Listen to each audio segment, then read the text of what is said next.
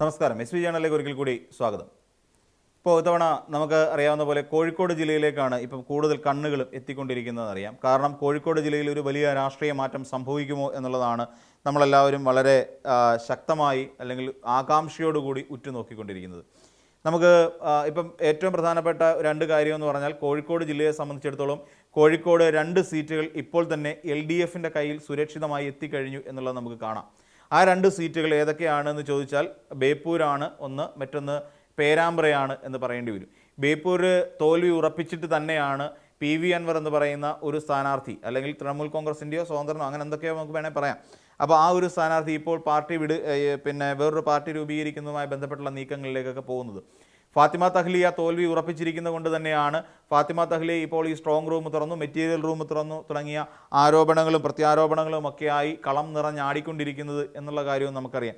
അപ്പം ഓൾറെഡി 13 മണ്ഡലങ്ങളുള്ള കോഴിക്കോട് നിന്നും കഴിഞ്ഞ തവണ 11 മണ്ഡലങ്ങൾ ഇടതുപക്ഷം പിടിച്ചിരുന്ന ഒരു ജില്ല തന്നെയാണ്. അപ്പോൾ അവിടെ ഇത്തവണ 2 എണ്ണം ഉറപ്പിച്ചു കഴിഞ്ഞു. ഇനിയും ബാക്കിയുള്ള 11 സീറ്റുകൾ ഏത് വഴിക്ക് പോകുമെന്നുള്ളത് മാത്രമാണ് ഇനിയും ശരിക്കും പറഞ്ഞാൽ നമുക്ക് മനസ്സിലാക്കേണ്ടത്.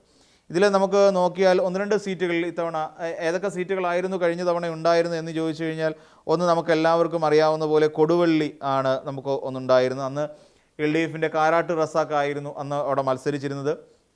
അതോടൊപ്പം തന്നെ അന്ന് എം കെ മുനീറാണ് അന്ന് UDFിൻ്റെ സ്ഥാനാർത്ഥിയായിട്ടുണ്ടായിരുന്നത്. അപ്പോൾ കൊടുവള്ളി മണ്ഡലവും അതോടൊപ്പം തന്നെ ആസ് യൂഷ്വൽ വടകര, അവിടെ KK രമ തന്നെയായിരുന്നു. KK രമയും എന്ന് പറയുന്ന ഈ 2 മണ്ഡലങ്ങളാണ് സത്യത്തിൽ അന്ന് ഇടതുപക്ഷത്തിന് UDFിന് ലഭിച്ചിരുന്നതെന്നറിയാം.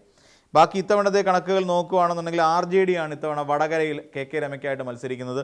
അതിൽ MK ഭാസ്കരൻ എന്ന് പറയുന്ന സ്ഥാനാർത്ഥിയാണ് ഇത്തവണ KK രമയ്ക്കെതിരായിട്ടുള്ളത്. അപ്പോൾ അത് പരിശോധിക്കുകയാണെങ്കിൽ KK രമയ്ക്ക് ഇത്തവണ അത്ര സേഫായ ഒരു സാഹചര്യമൊന്നുമല്ല, കുറച്ച് കടുത്ത മത്സരം തന്നെയാണ്. എന്തുകൊണ്ടാണെന്ന് ചോദിച്ചാൽ അവർ മണ്ഡലത്തിൽ വലിയ വികസനങ്ങളൊന്നും നടത്തിയിട്ടില്ല. മത്സ്യത്തൊഴിലാളി മേഖലയിൽ അവിടെ വേണ്ട രീതിയിലുള്ള സൗകര്യങ്ങൾ എത്തിക്കാൻ KK രമയെ കൊണ്ട് കഴിഞ്ഞിട്ടില്ല. ആ രീതിയിലൊക്കെ ഒരുപാട് വിമർശനങ്ങൾ KK രമയ്ക്ക് അവിടെ നിന്ന് ലഭിക്കുന്നുണ്ട് എന്നുണ്ടെങ്കിൽ തന്നെയും അവിടെ ഒരു 60% KK രമ വിജയിക്കാനാണ് സാധ്യത നമ്മൾ കാണുന്നത്. അവിടെ ഇപ്പോൾ കുറ്റ്യാടിയിലേക്ക് എത്തുമ്പോൾ തീർച്ചയായിട്ടും അവിടെ പാറക്കൽ അബ്ദുള്ളയും PK കുഞ്ഞാമുദൂട്ടി മാസ്റ്ററും തമ്മിൽ തന്നെ വീണ്ടും അവിടെ മത്സരം നടക്കുന്നത്. അതുകൊണ്ട് തന്നെ ഇത്തവണയും അവിടെ കുറ്റ്യാടി മണ്ഡലം LDFിനൊപ്പം നിൽക്കും. കാരണം പൊതുവിൽ LDFിലുള്ള MLA കുറിച്ച് ഒന്നും തന്നെ ഒരു എതിരഭിപ്രായവും മറ്റുള്ളിടങ്ങളിൽ നിന്ന് ലഭിക്കുന്നില്ല എന്നുള്ളതാണ് നമ്മൾ മനസ്സിലാക്കേണ്ടത്. സോ അതുകൊണ്ട് തന്നെ ഇത്തവണയും കുഞ്ഞാമുദൂട്ടി മാസ്റ്റർ തന്നെയായിരിക്കും LDFിൻ്റെ സ്ഥാനാർത്ഥി എന്നുള്ള നിലയിൽ കുറ്റ്യാടിയിൽ നിന്ന് വിജയിച്ചു കയറുക. പിന്നീട് മറ്റൊരു സംശയമായി നിൽക്കുന്ന മറ്റൊരു മണ്ഡലം നാദാപുരമാണ്. കഴിഞ്ഞ തവണ പ്രവീൺ കുമാർ മത്സരിച്ച UDFിന് വേണ്ടി മത്സരിച്ച ഒരു മണ്ഡലമാണ് നാദാപുരം. എന്നാൽ ആ നാദാപുരം മണ്ഡലത്തിൽ ഇത്തവണ ഇറങ്ങുന്നത് അഡ്വക്കേറ്റ് P വസന്തമാണ്. ആ സീറ്റ് ഇത്തവണ CPIയുടേതാണ്. അപ്പം അങ്ങനെ അവിടെ ഇറങ്ങുമ്പോൾ അതിന് പകരം ഇറങ്ങുന്നത് KM അഭിജിത്ത് എന്ന് പറയുന്ന നേതാവാണ്, യൂത്ത് കോൺഗ്രസിൻ്റെ നേതാവാണ്. ഈ KM അഭിജിത്തിനെ സംബന്ധിച്ചിടത്തോളം കോഴിക്കോട് ജില്ലയിൽ അത്ര പേരുദോഷമൊന്നും ഉണ്ടായിട്ടില്ലാത്ത ഒരു നേതാവാണ് എന്ന് നമുക്ക് എല്ലാവർക്കും അറിയാം. അപ്പോൾ അതുകൊണ്ട് തന്നെ അവിടെ KM അഭിജിത്തിനൊരു മുൻതൂക്കം നമുക്ക് കാണേണ്ടി വരും. അതുകൊണ്ട് ഇത്തവണ ഒരു സീറ്റ് നമ്മൾ നോക്കിക്കഴിഞ്ഞാൽ, അതായത് നാദാപുരം സീറ്റും ഈ പറയുന്ന നമുക്കറിയാവുന്ന പോലെ വടകര എന്ന് പറയുന്ന സീറ്റും ഇത്തവണ നിലവിൽ ഇപ്പോഴത്തെ സാഹചര്യം പരിഗണിക്കുമ്പോൾ ഒരു മുൻതൂക്കം ലഭിച്ചു നൽകി. UDFിന് മുൻതൂക്കമുള്ള 2 സീറ്റുകളിലേക്ക് നമ്മൾ എത്തിക്കഴിഞ്ഞിരിക്കുന്നു. പിന്നീട് നമ്മൾ നോക്കിയാൽ കൊയിലാണ്ടിയിലേക്ക് വരുമ്പോൾ അവിടെ ഇത്തവണ പ്രവീൺ കുമാർ അവിടെ മത്സരിക്കുന്നുണ്ട്. അതോടൊപ്പം K ദാസനാണ്, CPMൻ്റെ K ദാസൻ കൊയിലാണ്ടിയിൽ മത്സരിക്കുന്നു. പൊതുവിൽ കൊയിലാണ്ടി ഒരു ഇടത് ചായ്വോട് കൂടിയുള്ള മണ്ഡലം തന്നെയാണ്. എങ്കിൽ തന്നെയും പ്രവീൺ കുമാർ അവിടെ മത്സര രംഗത്തേക്ക് ഇറങ്ങുമ്പോൾ അവിടെ ഒരു ചെറിയ ഒരു രാഷ്ട്രീയമായ മത്സരം കുറച്ച് ശക്തമാകും എന്നുള്ളതാണ് നമുക്ക് മനസ്സിലാക്കാൻ സാധിക്കുന്നത്. കാര്യം പ്രവീൺ കുമാർ അവിടെ DCC അധ്യക്ഷൻ കൂടിയാണ്. അപ്പോൾ അദ്ദേഹത്തിൻ്റെ ശക്തമായൊരു ഇടപെടലും ആ മത്സര രംഗത്ത് ഉണ്ടാകും എന്നുള്ളത് തന്നെയാണ്. പിന്നെ പ്രാദേശികമായി അദ്ദേഹത്തിനെതിരായി ചില വികാരങ്ങളുണ്ട് എങ്കിൽ തന്നെയും അതൊന്നും വോട്ടിങ്ങിനെ ബാധിക്കാത്ത ഒരു സാഹചര്യം ഉണ്ടോ എന്നുള്ളതാണ് കണ്ടറിയേണ്ടത്. എങ്കിൽ തന്നെയും അതൊരു 50% സാധ്യത ഉള്ളത് കൊണ്ട് തന്നെ അത് കൊയിലാണ്ടി മണ്ഡലവും നമുക്ക് UDFിന് വേണ്ടി വിട്ടുകൊടുക്കേണ്ട ഒരു സാഹചര്യമുണ്ട്. അപ്പോൾ അങ്ങനെ നോക്കുമ്പോൾ കൊയിലാണ്ടി മണ്ഡലവും കൂടെ ചേർത്തിട്ട് UDF ഇത്തവണ അവിടെ പിടിക്കാൻ സാധ്യതയുള്ളത് 3 മണ്ഡലങ്ങൾ, ഇതുവരെയുള്ള കാര്യങ്ങൾ 3 മണ്ഡലങ്ങൾ.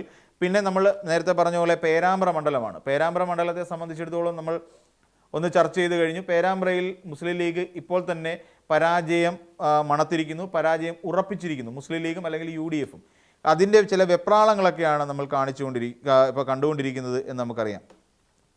ബാലുശ്ശേരിയിൽ ഇത്തവണ പിന്നെ നമുക്കറിയാവുന്ന പോലെ തന്നെ ബാലുശ്ശേരിയിൽ വലിയ മാറ്റങ്ങൾ ഒന്നും സംഭവിക്കാനുള്ള സാധ്യതയില്ല. എലത്തൂരിനെ സംബന്ധിച്ചിടത്തോളം നമ്മൾ നോക്കിക്കഴിഞ്ഞാൽ വേറെ ഒരു ഓപ്ഷനില്ല അവരുടെ മുന്നിൽ.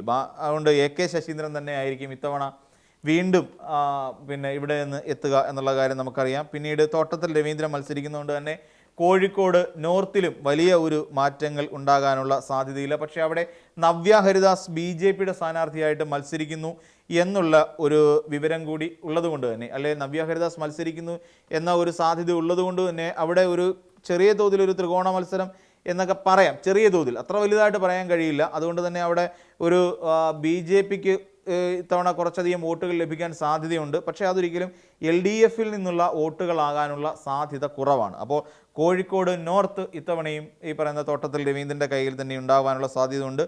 പിന്നെ അതോടൊപ്പം തന്നെ കോഴിക്കോട് സൗത്തിൽ വലിയ അഹമ്മദ് ദേവർകോവിൽ മത്സരിക്കുന്നുണ്ട്. അദ്ദേഹത്തിലും വലിയ മാറ്റവും സംഭവിക്കാനില്ല. പിന്നെ ബേപ്പൂർ മണ്ഡലം നേരത്തെ നമ്മൾ പറഞ്ഞിരുന്ന പോലെ തന്നെയാണ്. ബേപ്പൂർ മണ്ഡലത്തിൽ നിലവിൽ മാറ്റങ്ങളൊന്നും ഉണ്ടാകാനുള്ള സാധ്യതയില്ല. ബേപ്പൂർ മണ്ഡലത്തിൽ തോൽവി ഉറപ്പിച്ചിട്ട് തന്നെയാണ് നമ്മുടെ അമ്പൂക്ക അല്ലെങ്കിൽ PV അൻവർ അവിടെ നിന്ന് ചാടിപ്പോയത് എന്ന് നമുക്കറിയാം. പിന്നീടുള്ളത് കുന്നമംഗലമാണ്. കുന്നമംഗലത്തിൽ MA റസാഖ് അവിടെ പിന്നിൻ്റെ സ്ഥാനാർത്ഥിയായിട്ട് മത്സരിക്കുന്നു. കുന്നമംഗലവും പൊതുവിൽ ഒരു ഇടത് ചായ്വോട് കൂടിയുള്ള മണ്ഡലമാണ് എന്നുള്ള ഒരു നമുക്കറിയാം.